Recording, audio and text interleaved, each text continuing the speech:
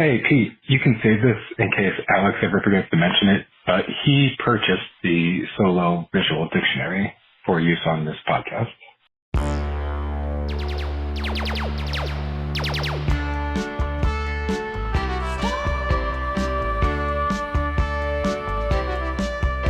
Hello, everyone, and welcome to another episode of The Star Wars Minute. It's your daily podcast in which we analyze, scrutinize, and celebrate Solo, a Star Wars story, one muddy minute at a time.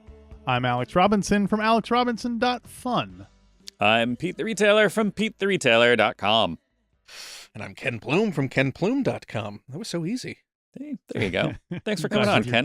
We'll talk to you again next year. Thanks for having me back.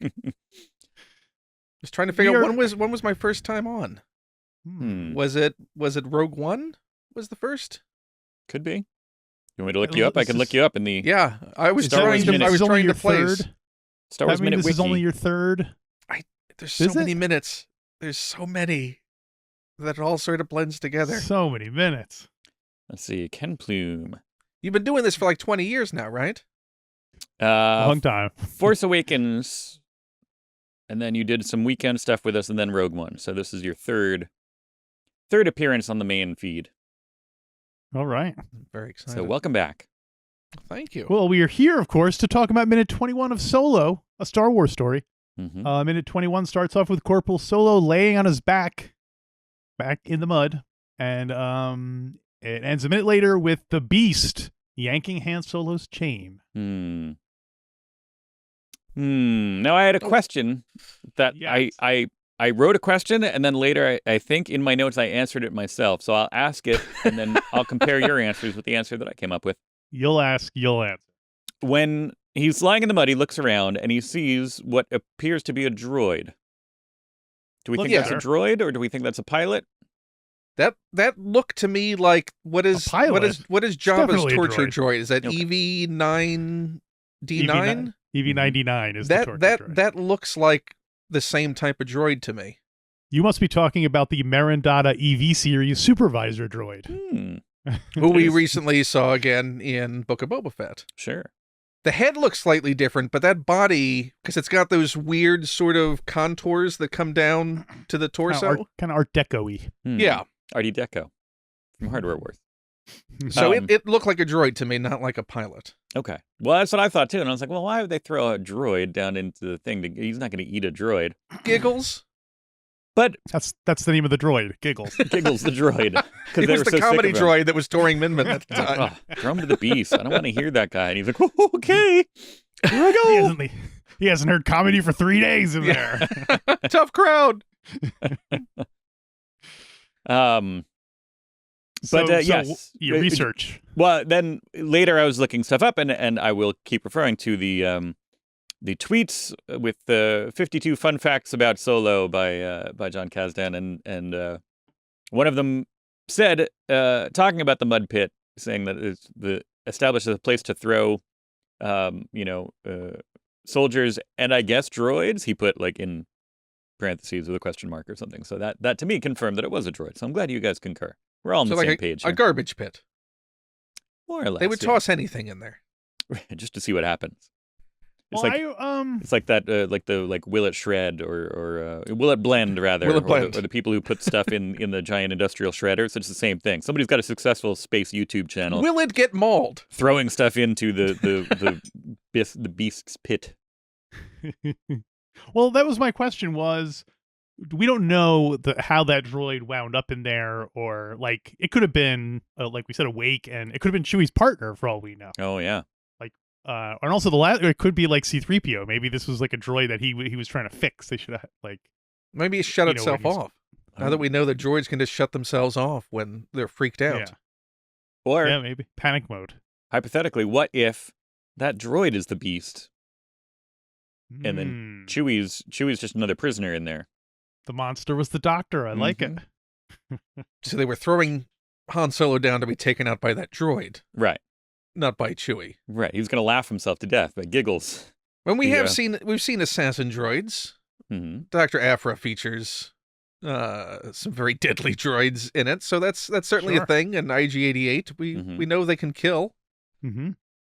So they're killing it. That's Giggles. He's killing tonight.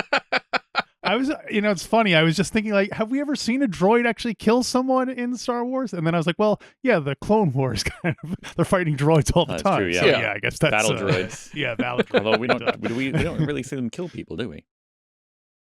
do we I even feel like see they kill them? Jedi. We see them kill Jedi. We've seen them kill in- Gungans. Don't Do they kill they? Jedi in the Dothraki arena? Isn't that the whole? They're fighting a bunch of battle droids in that. Yeah, but we don't really. Do we see people get killed though? We see like a It's- battle going on. It's funny though. I don't recall many actual scenes of people. I thought the only time we've seen really to any extent is Phantom Menace when they fight the Gungans at the end, right? That would be because there were a lot of Gungan deaths. But do we their see- deaths, though? Do we see them happen, or do we just see dead? I don't even remember dead Gungans laying on the battlefield or anything. Because as soon as they died, they just went faded away because it was a big video game Right.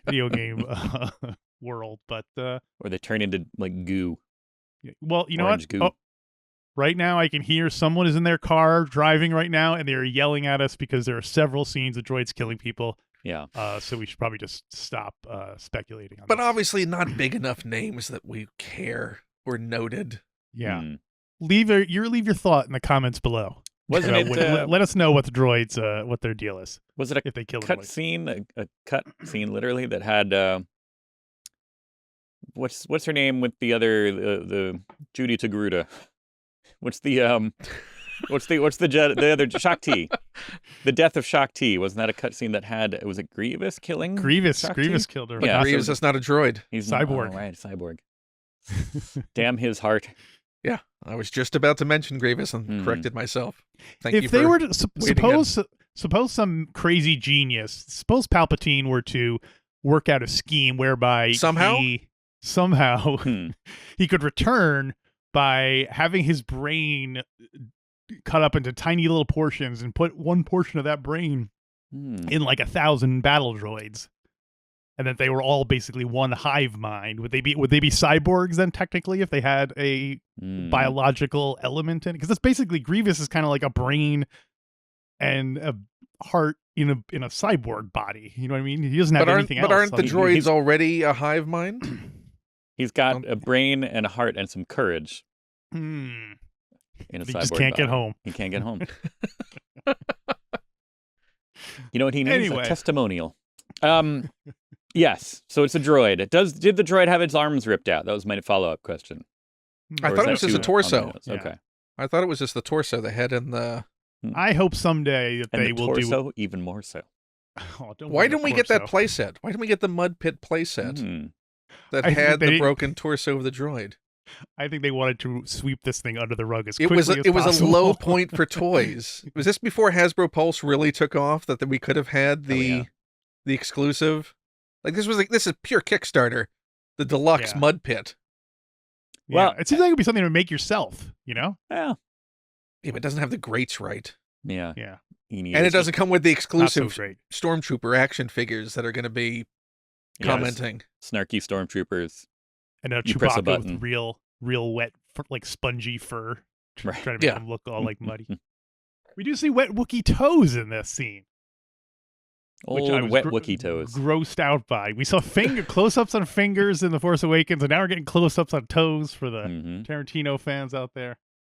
This Um, I was struck by the parallels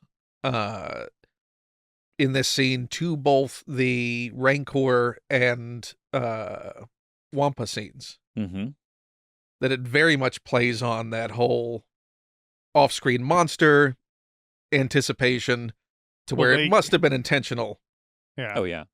Well, even closer in Return of the Jedi, there's the scene where Han's thrown in the jail cell and he's blind and he hears like a "Rrrr," and he's like, So "Oh." for that, it was a flashback for him. That's why he's looking Right. around. There's like, Yeah, exactly. wow. It's like That this was reminds where me he of got that time. That's where he got the idea to have it be Chewie in the thing. He was sitting there, he's like, "Oh, that's right. There was that one time I was in that cave. I'll have it be Chewie." And then You were Chewie muddy walked and I was 4 inches shorter. out. Although now I'm picturing it like he gets thrown in there and he's blind and he's like, "What's that?" He's like, "Chewie, is that you?" And then like there's a Wampa there who's just like stroking his hair and like looking, like waiting patiently to eat him. He's like, "Chewie, what's Just going on?" making- He's like, "Yes, Chewie." Making vague grunting noises to try to.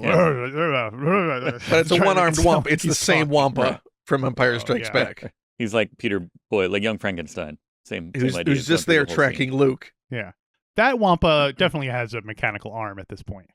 The one that Luke cut the arm off. But that's a whole thing now, right? Doesn't everyone getting mechanical arms? You get an arm, and you get an arm. Right. You got to sign up for it. There's a limit of 3 per household. Why wasn't he one of the mods? He totally should have been one of the mods. A Wampa He's like he'd be like their Chewbacca, like the kind of... Right. Come on, a Wampa on Tatooine sounds like a great fish out of water setup for a rom-com. Mm-hmm. He's a Wampa on Tatooine. Somebody is going to say that at some point in one of these shows. They're going to be like, he's as out of place as a Wampa on Tatooine or something like that. Right. It's going to be something like that. Anyway. Wookiee toes. Wookiee toes. This sounds like a fearsome creature in this thing. I don't know what's coming. Yeah. This beast must be pretty fearsome. Although it's not the heap. That's my supposition there. The heap. The classic swamp monster, the heap. It looks a little heapish, but I don't think it's the heap. I'm betting. I'll bet on that. I'll put some money on it. Are you sure about that? Heap. I'm not. I think it's unlikely. What about a baby Rancor? What about a little tiny baby Rancor? Could it be? How tiny do they get?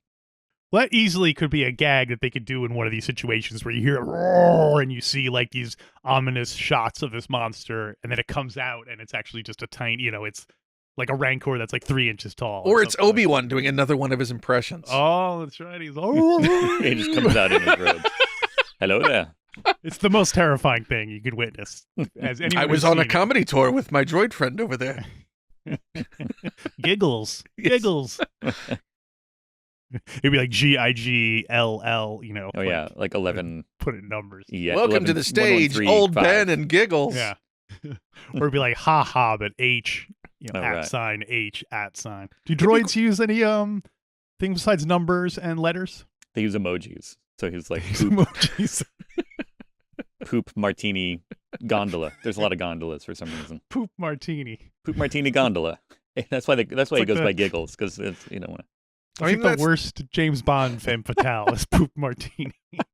But this goes back to something that I know I've discussed either with you guys or with someone else about Star Wars, is that have we seen a comedian in Star Wars? We've seen other types of performers, but have we seen a comedian? Just that Han Solo. Boy, that guy's that rascal. Yeah. No, I don't think we've seen. I hope we don't see that. Ooh. Unless you don't want to see an in-canon comedian doing comedy within what would galactic comedy be? I hope it's just straight up Catskill from Heartbeeps. That's like just in a quick cameo, like they're going through like a droid thing, and there's a droid doing comedy, but it's that, and it's just like a one-liner. He's like take my power converters, please, put them, and then it cuts to a different scene. You don't think a bored Obi-Wan just after all those years did like open mic nights? Oh, maybe we'll see that in the Obi-Wan Kenobi show. At the cantina? At what's Tasha the deal Station. with those sound people? Boo! You can't say that. He's the Rich Little of Star Wars. He does all of his impressions. Oh, so now I'm canceled. Is that it? Wookiees drive like this. Rhodians drive like this. Here's my Palpatine. No. That's my Obi-Wan doing Palpatine. I don't know how he would know that. Palpatine in the audience. Oh, yeah. Getting angry about it. Yeah. He was halfway through his Palpatine impression before Palpatine realized, dude, is that what I slipped into my Obi-Wan? Is that what I sound like? Slipping into your Seth MacFarlane now. I would like to see a comedy in Star Wars, a comedian, but I want it to convey because we all know comedy gets worse the farther away you get from it in time and in space. Like a joke that's funny to a 17th century Chinese peasant is probably not going to be funny to us unless it's a guy getting kicked in the nuts by a horse or something. Right. I thought you were talking about some comedy Doppler effect. No, I was just saying that, and as time goes by, so I would want Star Wars, like a comedian to be telling jokes, but it would be incomprehensible and meaningless to us, but that the audience would be rolling on the floor laughing because we just don't understand the references or anything like that. So right. That's what I want to see. So during the Empire, he's telling like Republic jokes. But but they're things that exactly the points of frames of reference we don't have. It would be like, boy, Chancellor of Valorum, I bet he's having fun on Ryza, right? Right? And everyone's like, we're all like, well, I don't know what they're talking about. First of all, Ryza's a Star Trek planet, so that makes no sense. I brought up the other day the Simpsons episode where they're watching Johnny Carson's monologue. They get to stay up late for some reason. And they're like, he's like, so I heard the other day Milli Vanilli got arrested for impersonating a McNugget. And they just look at each other and like, oh, well, it's still fun to stay up late. And I think about that all the time because it's totally like what comedy must sound like sometimes to some people. Yeah. This is the scene that is the most Lord and Miller in the film, right? It's you mean... Like as far as shot and constructed by Lord and Miller, like this is the scene that feels the most Lord and Miller-y. Because it me. feels this whole setup, this whole thing feels Lord and Miller-y. Because it is, according to John Kasdan, the mud pit scene is pure Lord and Miller. That they conceived of it, they wrote it up, that was their deal. So yes, good eye. How much commentary has there been so far on sort of the feel and difference of? I got fooled by the Lady Proxima sequence at the beginning. You know, faking out the worm with the rock that's a thermal detonator. That seemed like a Lord and Miller thing to me, but no, apparently that was Lawrence Kasdan. That was his deal. I think there's very little concrete information, right, as to what exactly they did. Yeah, other than that, the one deleted scene that they very specifically point out, what the snowball fight scene is the only one that has been specifically pointed out. So one of the deleted scenes for Solo is Han and Chewie having a snowball fight. Very awkwardly right after Val dies. Oh, right. Later, spoiler, sorry. But that has been specifically pointed out as constructed on the set because I guess Woody Harrelson kept throwing snowballs at people while filming all of that on location. And so they decided to work a snowball fight into the movie. Then Woody Harrelson refused to throw snowballs after that. In fact, in the scene, Beckett is just staring at them as they're having this snowball fight between each other. Han and Chewie. I'm looking for that because this thing that I was referring to, John Kasdan tweeted 52 behind-the-scenes facts about Solo one day. He was just like, oh, since there's no behind-the-scenes, there's no commentary, so here are some things, and just went kind of more or less chronologically through the movie. And so we had a couple of other cut scenes, but I don't know. This is the first time that I've... Well, this entire sequence is massively extended in the deleted scenes. Right. This 20-minute fight. This whole mud pit feels even more Lord and Miller in the deleted scenes. Huh. So it's weird the dampening effect that Ron Howard seemed to have on so many of these. Like, that's too fun. There's some interesting stuff there. Let's cut it. Well, I guess that's kind of what I think. That's kind of Ron Howard. Not that it's his thing, but he's not really known as like a kind of like, I don't know. His movies don't seem like they're very technically like good movies, but they're not like they're very workman. Yeah, exactly. Like, yeah, I don't imagine people study Ron Howard films. Oh, look how we just set up this shot. It's all very, and serviceable. Yeah, but like not. Sometimes, it's interesting because they don't go too far in either direction. They don't get too good, and they never get too bad. You know what I mean? And so it's like perfectly competent. Yes. Yeah.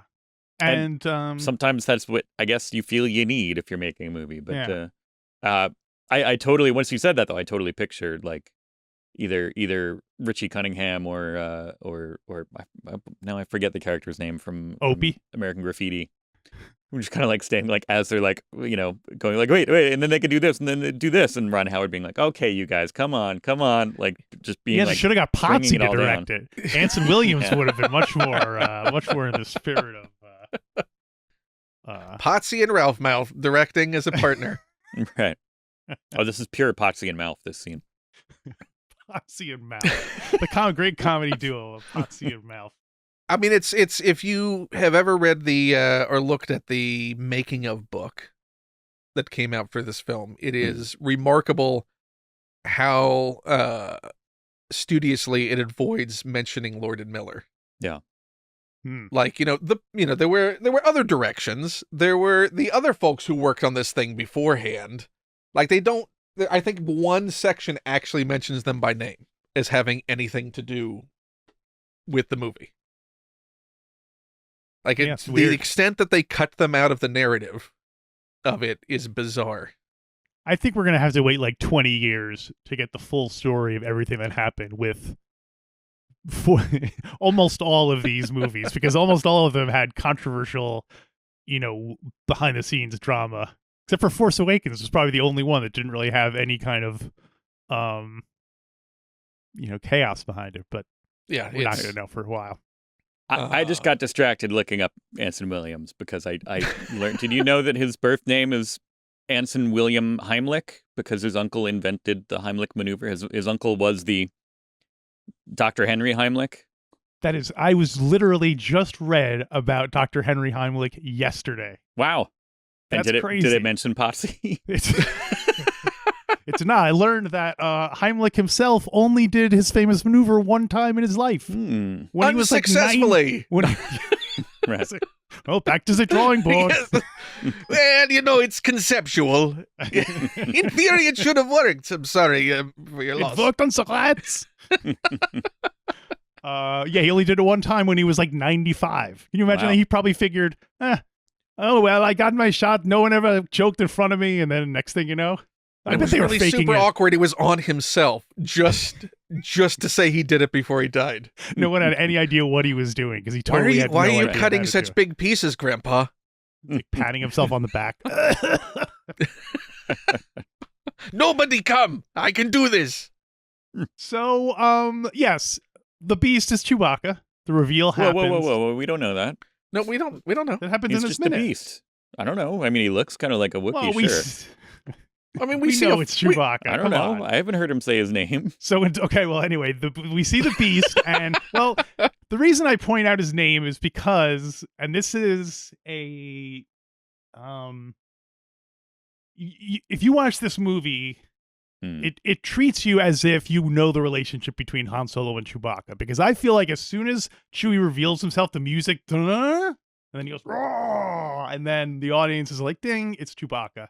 Right. The mood changes because after this, it takes on much more a spirit of like a goofy fun than it does a genuine threat to him, the way it was with Moloch and those guys. So I feel like it kind of starts treating it as if you know who he is as soon as you see him. So from this point forward, the audience knows it's Chewbacca, and Han Solo and Chewbacca pretty much have the same relationship they'll have all throughout. You know what I mean? Right. So I think that's You're like, saying there's no real evolution of their not relationship that I want in this? evolution really, but I feel like it like treating this as its own film. It's a weird shift. It's like, imagine the Rancor came out and then suddenly it became much more like, this should be like the same feeling as the Rancor. This thing is trying to kill me or whatever. A genuine threat, it should feel like. Yeah, but as Yeah. soon as you see it's Chewbacca, there's no risk at all in the scene, and it just becomes about like the comedy of throwing Han around and stuff. So if you It watch becomes a these- bonding moment rather than a serious threat.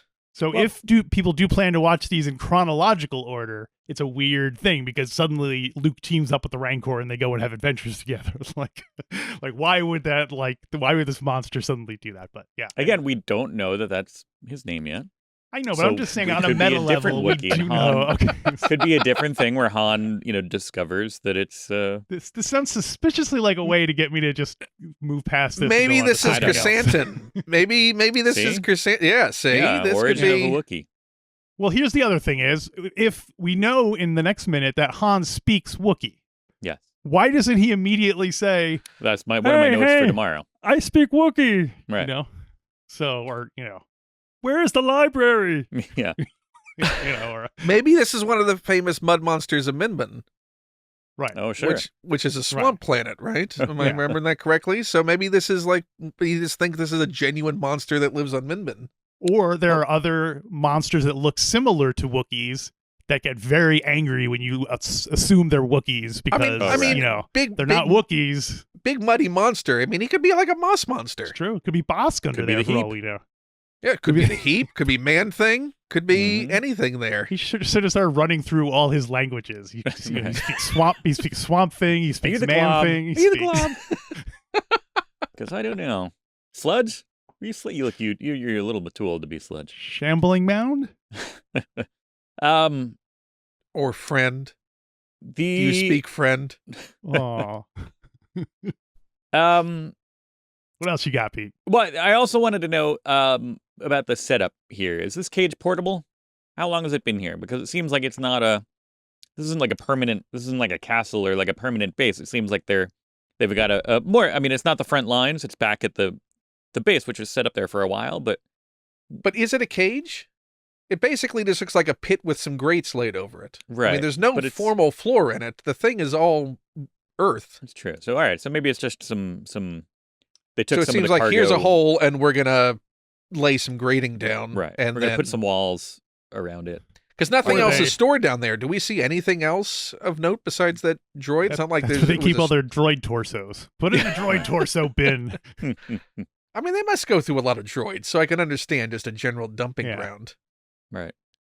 Maybe that's like where the Jawas come when they're like, once a week Jawas come and they just throw all recyclables in there. But everything we've seen from what looks like this conflict doesn't look like anything has been permanently established there. Right. It looks like it's just like an ongoing ad hoc setup. yeah, I'm guessing it's either something the Imperial engineers just whipped up real quick because these guys can build bridges in like crazy amount of time. So digging a big pit with a grate, Or there was just a hole, and right, or it was a they needed to put pre-existing a floor of the dam. hole, and now Maybe, it just becomes the maybe it used storage to- pit for Yeah. prisoners. Yeah, maybe they used to keep all their food in there.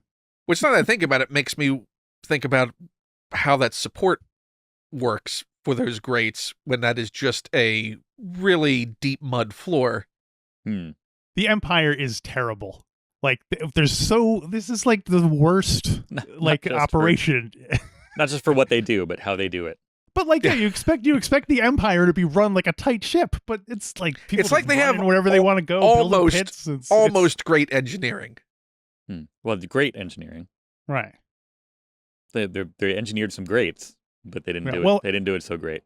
And as events maybe should have taught us, just because you're a big, powerful empire doesn't necessarily mean you know how to, say, build a small army to invade a planet or whatever. Right. Mm-hmm. So They threw Here's a lot mud of in your eye. resources at every little thing. how long do you think Chewbacca's been in here? Also, how did he get there? Like, Well, that's a whole why nother is a question, lone yeah. Wookiee? I looked that up to try to figure out. Has that been told? No. At first I rolled my eyes and I got upset because it said something about Ahsoka, and I was like, "Oh, come on!" But that was a separate time that he was captured. In the our old friend, the Star Wars visual guide, it hints that he was betrayed by a greedy bounty hunter. You mean that one? Exactly. Pete, you got yours handy? Come on, I let's do make it a not. try. No. I also brought this. Oh, he's doubling up on books. People who are not watching the video, we are all holding up our solo books. And No. Pete, that's the wrong Does show. it- That's a Star Trek book. Sorry. But does that it tell back the to story Rise of how he got in there? Oddly They are- enough, it does say lost scenes. I'm reading about the cage now, and it's not really related to what we're talking about, Yeah. so I'm confused. Can you imagine them doing Chewbacca on like a Star Trek original series budget, like back in the 60s? That would have been Would have just been shag carpeting, right? Right. just little orange shag. And you'd be able to see his face through it. It would be like a human face. The reason I asked about how long Chewbacca was in here was at one point Wait, Han because you picks wanted up one of us to say a long time. a long time, and he throws the mud in Chewie's eye, and then it made me think of chimpanzees who are also famous for throwing mud-colored things at their enemies, and it made me wonder if Chewie's been in here for a while, or if other prisoners have been in here for a while. This stuff's you probably don't want to get this in your open mouth. How much of that is mud? Yeah. Yeah, exactly. But the implication is also made. That's what this hole originally was. It was a giant outhouse. But isn't the implication made in the minute prior to this that they haven't fed him in a while? Right. Right. So have they been feeding him prisoners? Have they been feeding him creatures? Has he eaten other prisoners? Potentially. There's a lot of, and by prisoner, I mean he was also, Han is at this point an Imperial soldier. So are there deserters? And was this many? Who have they been throwing down there? They feed the deserters last. Right. Yeah. The appetizers go first. I have some questions about that. Yeah, in future minutes. I guess tomorrow. So. Yeah. Well, the thing is also like Chewbacca's like 200 years old. He's like 190 years old at this point. I imagine after 190 years, you've probably done a lot of crazy stuff. Like Chewie's probably eaten sentient creatures by this point. You know what I mean? Yeah. Sure. After 190 years, he had to have been in some situation. Been a little peckish and thought, well, you know. Yeah. Well, I think like 3 days ago, he was. Maybe he ate the other half of that droid. We don't know what he's tried. Yeah. Like that. It's like, I know my dog loves me, but in a pinch, my dog would try to eat me. I mean, this also goes. I thought you were going to flip it and say, I know my dog loves me, but if I'm hungry. Who'd be more likely to eat each other first, I wonder. Anyway, it's this discussion for another time. How disappointed I am, speaking of food, that we did not get like a lean-in t-shirt or pin with "You like treats?" ? Being a catchphrase to come out of Solo.